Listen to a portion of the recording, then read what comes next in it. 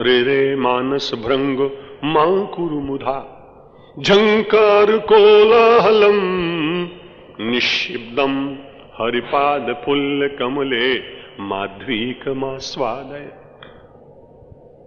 तस्मिन् सर्वतृषापहारिणि चिदा नंदे मरंदे सकृत निष्पीते क्वनुते प्रयास्यति लयम साहंकृति झंकृति। एक संस्कृत का विद्वान ध्यान करने वाला अपने मन को कह रहा है, अरे मेरे मन, रे रे मानस भृंग। भौरे का स्वभाव होता है वो दिन भर गुनगुनाता ही रहता है। वो अपने मन रूपी भृंग को कह रहा है, तू जरा शांत हो जा। रे रे मानस भृंग मां कुरु मुधा झंकार कोलाहलम। संसार के कोलाहल को अंतर ले जाने के बाद यहां भी तू कोलाहल कर रहा है, शांत हो जा। और उस भौरे को विकल्प दिया उन्होंने कि हरिपाद फुल्ल कमलम, परमात्मा के खिले हुए चरणों के ऊपर मन रूपी भौरे को बिठाइए। भौरे का ये बड़ा विचित्र स्वभाव है कि कमल के पास जाकर उसका गुंजाना बंद हो जाता है। कभी कभी बेचारा संकट में भी पड़ता है। अगर सूर्यास्त के समय अपने गुंजार को बंद करके कमल में बंद हो जाए तो कई बार हाथी उसे खा भी जाता है। रे रे मानस भृंग माकुर मुधा झंकार कोलाहलम निशब्दम। जब ध्यान करें तो अपने अनाहत नाद को सुनने की चेष्टा करिए।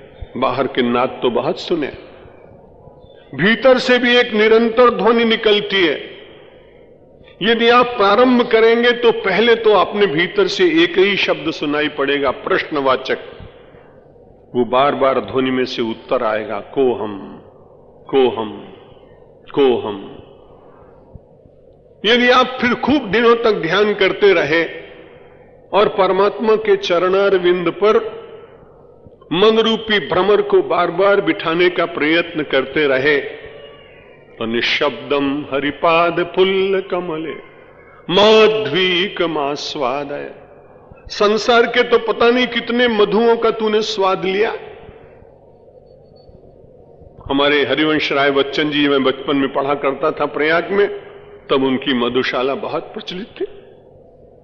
और वो जब गाते थे तो जिन्होंने पीना नहीं शुरू किया तब वो भी दूसरे दिन शुरू कर देते थे, क्योंकि वो ऐसी बात कह देते थे कि लोग कहते कि युद्ध कराते मंदिर मस्जिद और प्यार कराती मधुशाला। तो लोगों को ऐसा लगने लगता, लेकिन वे सारे अपने जीवन को नष्ट करते हैं।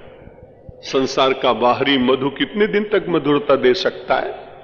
उसमें तो मक्खियां भिनभिनाने लगती, वो तो काल पाकर के अपने आप ही विकृत हो जाता है। लेकिन परमात्मा के चरणारविंदों से निश्चित होने वाला मधु आज तक कभी त्रिकाल में विकृत हुआ हो ऐसा कोई प्रमाण मिलता नहीं। इसलिए अपने मन को समझाते हुए वो कहता है, निशब्दम, बाहर के शब्द बंद करो, अंतर का शब्द सुनो। पहले कोहम सुनाई पड़ेगा, फिर परमात्मा के चरणों में बार बार ले जाने की चेष्टा करेंगे तो उसके बाद वही कोहम बदलकर आपके भीतर से निकलेगा, सोहम सोहम सोहम।